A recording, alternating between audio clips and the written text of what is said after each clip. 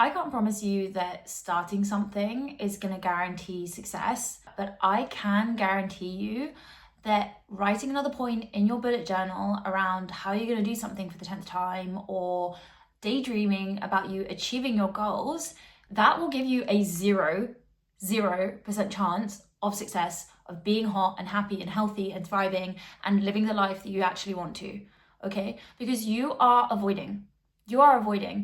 It looks like you're planning, but it's actually a sophisticated form of avoidance. And we don't have that luxury. We do not get the time on this planet, on this universe, to be stuck in that constant cycle of planning, okay? Because the universe rewards doers, not thinkers.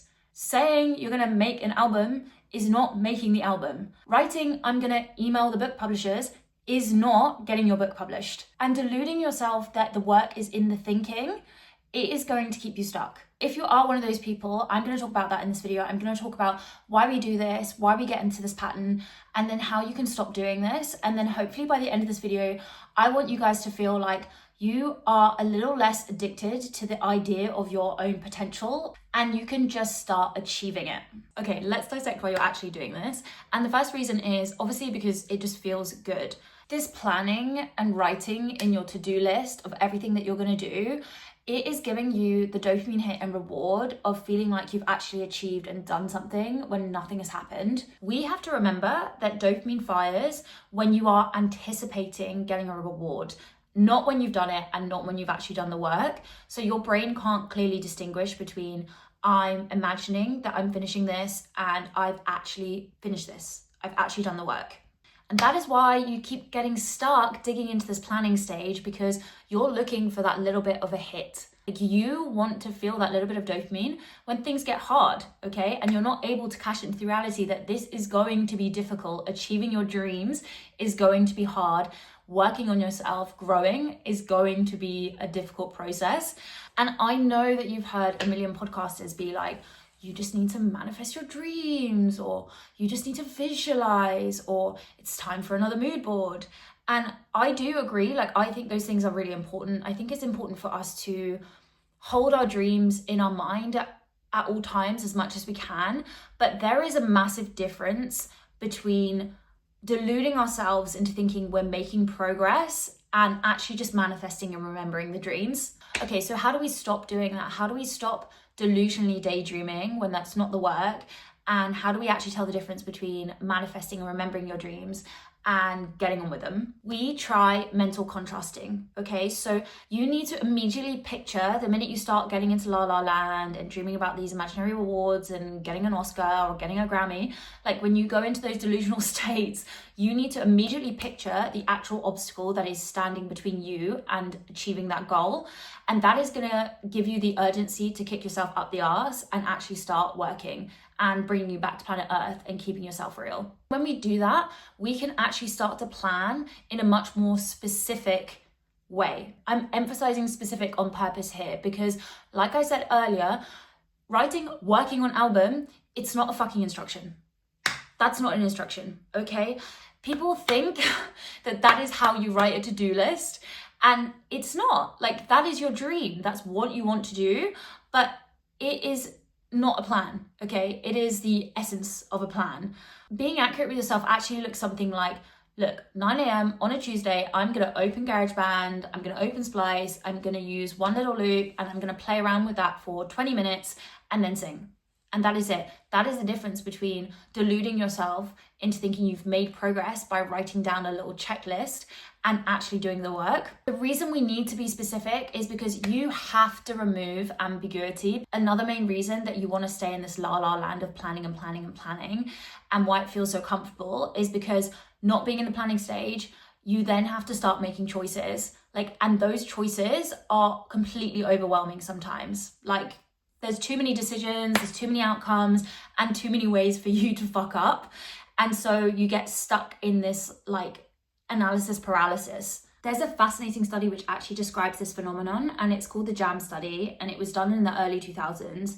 And it literally showed that while more options can draw you in, it can draw people in, you are less likely to take an action when you are overloaded by choice. So they showed people a booth with 24 jams and a booth with 6 jams, and the 24 booth pulled more people in, but the 6-person booth actually got more sales, right? And the crazy thing about the study is that people also said they were less satisfied with their choices when they had the larger set of choices to choose from. While more options can draw people in, it can draw you in, it can make you want to do something, less people will take an action when there are more choices. That is one of the ways that we handle getting out of planning, and that is not less, but more constraints. Your 6-month plan could be 6 weeks, truly. Like, discipline allows you to do all of the things that you want to do in life. It is actually what enables you. It's not what limits you. If you're waiting for the right time, the right conditions and options, and that's why you keep planning and planning and planning, you are just wasting time that you could be leveling up. Like, you are wasting time that you could be growing, you could be getting better at something. That is another big point that people don't talk to enough, and that is that, especially in the world of YouTube, speed and consistency is often what gets you rewarded much more than accuracy or even like output and quality of output. If you are consistent, it is only a matter of time. When you're stuck in the planning phase for 6 months, 8 months, 12 months, you've given luck 0 chances to intervene. 0, okay? Absolutely 0, none. But if you are producing and putting out and uploading a video once a week, every week, you've given yourself 24 chances for luck to intervene, for the algorithm to pick you up, for someone on Spotify to notice your song. You've given the universe more statistical chances, okay? And I don't know about you, but I would rather have 24 times the chance than 0.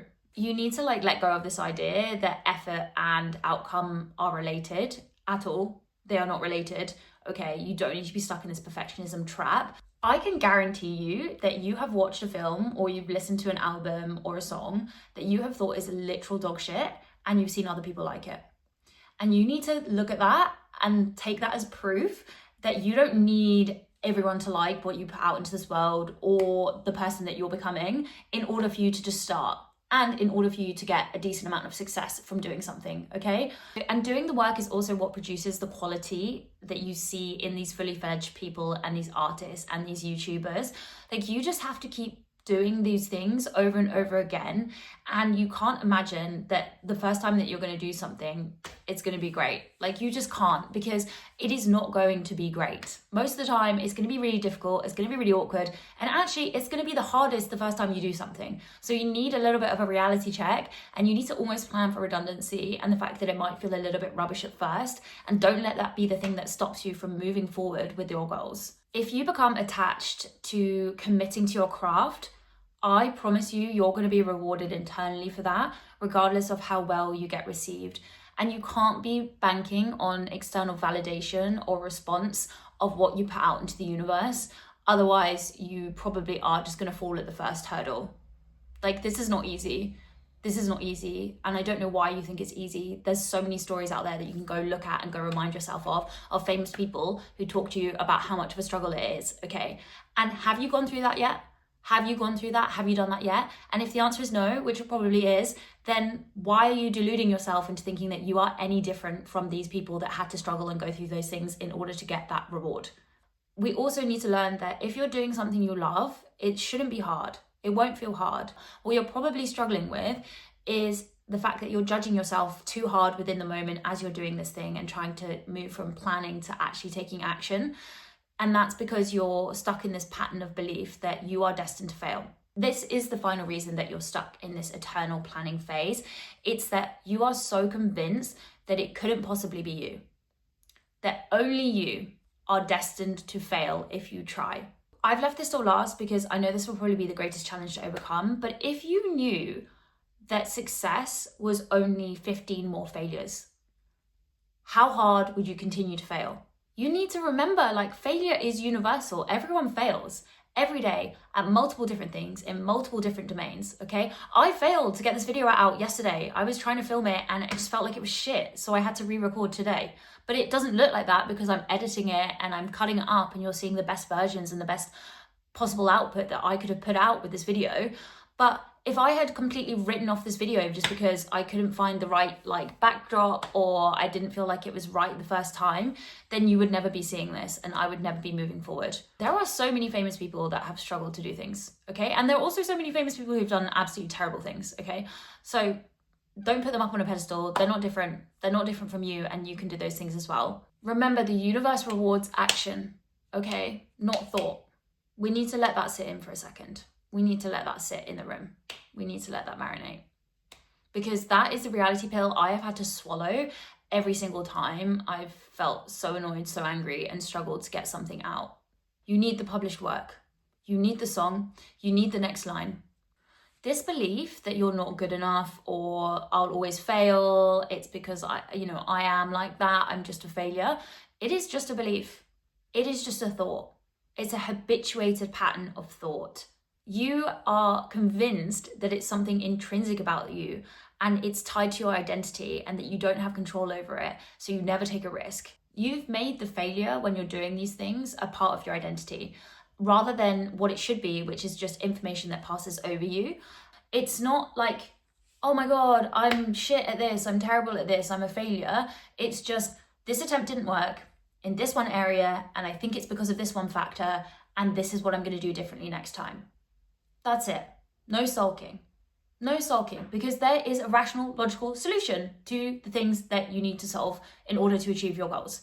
All that matters is your interpretation of your own story and the things that you produce. Nobody else's. So if you tell yourself, I'm destined to fail, and if you never start, then that belief is never tested, but you convince yourself that it was right because you don't have any evidence to the contrary, when really you never started. That was your fault. That was nobody else's fault. That was because you believed that you couldn't start. If you do start and then you fail, which by the way, failure is subjective, so that's a whole other point altogether. But if you do start and then you think you failed because you're convinced that you were expecting some kind of response, again, your belief is not going to change. Your thoughts about yourself are not going to change. You're just going to be like, right, fine, I knew it. Like, that was evidence. And that perpetuates that belief. Again, that was still the reframing and the story you told yourself. And if you do start and it actually goes well, that's when this fear of success kicks in, because you're going to start to explain it away as like a fluke or lucky timing. And then even the good outcome, that gets filtered out before you can start to change your belief again. So you were the only one that was responsible for thinking about that. You, like no one else. It was your interpretation of those events that made you believe that you couldn't do those things. But if you just had a positive attitude about it, if you just thought that you did have potential, if you just thought that you could start, it's never going to change your belief if you don't start reassessing how you interpret things. You will then stay trapped in not achieving your potential and continuing to plan and plan and plan, and you'll only have yourself to blame. So we've also got to start reframing our setbacks as temporary, specific, and situational. If you put your songs out on SoundCloud and they only got a couple of views, you could either frame that as I fucking failed at making music, or I make shit music, or you could turn that into, this is so cool, like I've got evidence that I'm becoming a singer because I published some of my music and it's out in the world. You just got to bounce back and keep picking up the data and taking that as useful input in order to direct you towards the goals rather than hinder you. Like a quick reminder as well, that healthy self-reflection looks constructive. It looks constructive. There is an action or a takeaway that you can work with. It doesn't look like, oh, why am I like this? Like, I'm a failure, I'm rubbish, I'm destined, I'm doomed to fail. It doesn't look like that. It looks like, this happened, this is what caused it, and next time I'll do it differently. Also, I say this as like the biggest fucking whiner, okay? Like, I don't want you guys to think that I'm someone who doesn't do this and doesn't still struggle with this, because I really do struggle with this. Like, I'll moan all fucking day about feeling fat and feeling frumpy and feeling shit, and then my boyfriend will be like, why don't you just track your calories? And I'll literally be like, I'm gonna put 3 books on the screen now that I think were super helpful in terms of removing the negative voice in your head, just as further reading, because I think this is not a topic I can cover in this video, but please have a look at them now and I'll link them in the description. It's going to be hard, like it is going to be tough. There is no easy route. If you're doing something and it's easy, there is no potential for growth.